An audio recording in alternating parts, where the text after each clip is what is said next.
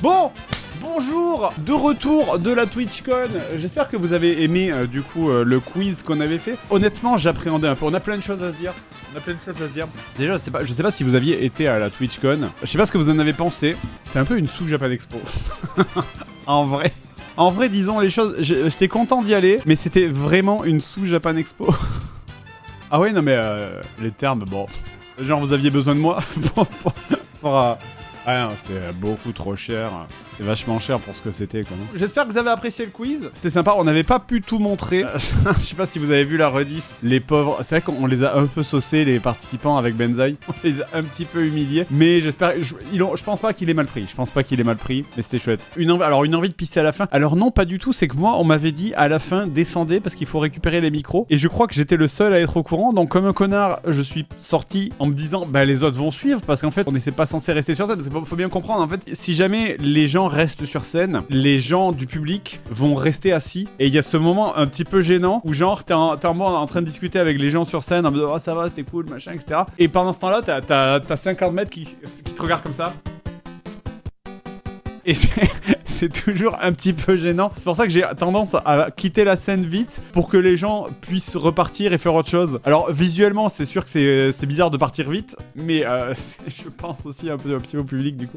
D'ailleurs, j'ai fait une énorme connerie sur la fin. Je sais même pas si les gens l'ont vu. Je sais pas si dans leur diff. À la fin, quand Chiche et j'ai oublié son pseudo, Presea, pardon. Quand Chiche et Presea ont gagné, j'ai fait genre les grands vainqueurs, Cruella et Humility, pas du tout. C'était les pires perdants, au contraire. Et je me suis mélangé les personnes.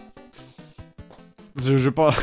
Bref. T'avais un garde du corps? Non, on m'avait proposé un garde du corps, je vous jure c'est vrai. Il y avait les gardes du corps d'Amazon, des gens qui étaient engagés par Amazon pour les très gros streamers. Il y avait comment ça s'appelle, Dreams. Je crois qu'il a 25 millions sur YouTube, il a 44 millions sur YouTube, mais je crois qu'il a genre 5 millions sur Twitch, enfin c'est du délire. Et puis il y avait j'ai arrêté de croiser les mecs de QSMP que je connais pas du tout là, mais j'ai juste reconnu leur tête.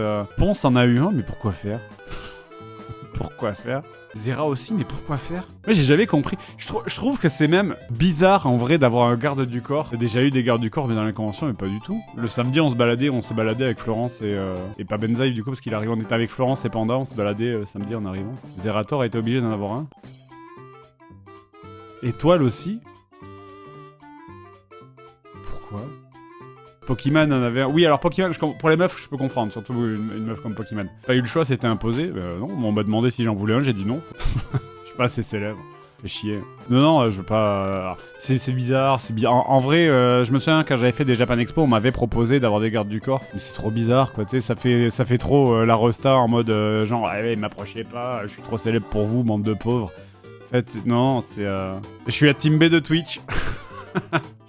La team B de Twitch. Ah non mais je suis pas un gros streamer. Mais depuis, de toute façon en vrai là, j'ai loupé le stream du lundi. Là c'est fini, hein, c'est finito. Hein. Mon nombre d'abonnés il s'est effondré là. Depuis lundi là c'est finito. Là j'ai perdu un PC. Ma carrière est terminado. Terminado la carrière. En plus Antoine a évidemment détourné. Il en a profité pour détourner des fonds. Là j'ai vu, je suis passé sur son stream 5 minutes lundi.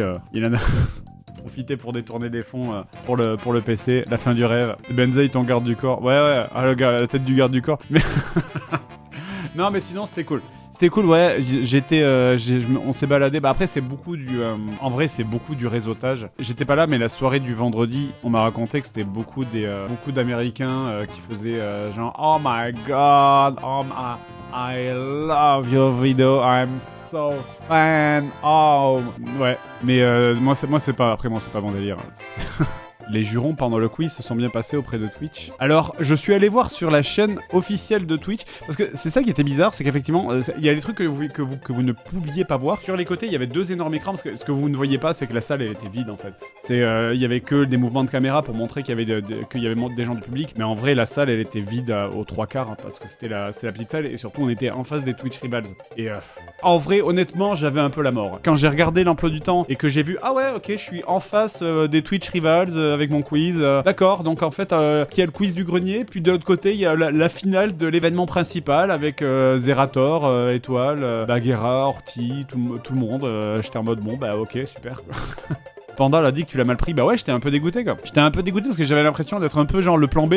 Mais bon, au final ça va, ça a fait des vues. Ça a même piqué en vue plus haut que la chaîne des Rivals et la chaîne de Zerator. Donc c'est cool. Mais oui, c'est vrai que sur le coup, je l'avais un peu mal pris parce que c'est vrai que j'aurais été en mode bah ça aurait été cool que ce soit à 2 horaires différents. Comme ça, les gens ils auraient pu tout voir les deux quoi. Mais bon, bref. Parce que les candidats quand même. Ne pas trouver le bus magique, bordel de merde. Ne pas trouver le bus magique, quoi, putain. La bande à Picsou. Bah, la bande à Picsou, je me suis dit, peut-être c'est trop vieux. C'est vrai que c'était diffusé, genre au début des années 90. Mais en même temps, ça a été quand même vachement rediffusé, tu vois. Mais oui, mais en fait, c'est ça qui est très difficile, c'est que sur le retour, hier, là, on est allé se balader avec, parce qu'il y avait Benzaï, il a en profité pour venir quelques jours à Fougères. Et on a fait un quiz à la radio, on s'est fait un petit quiz dessin animé. Et c'est vrai que nous, les trucs, on les a instantanément. Mais parce que on avait que 6 chaînes. Mais forcément, c'est plus dur à partir des années 2000 où t'avais les chaînes du satellite, les chaînes du câble, plus les chaînes de la télé hertzienne, plus les chaînes de la TNT. C'est beaucoup plus difficile de faire des quiz pour cette génération-là parce qu'ils étaient dispersés sur 15 chaînes différentes. Alors que nous, on était concentrés sur 3 chaînes, en fait.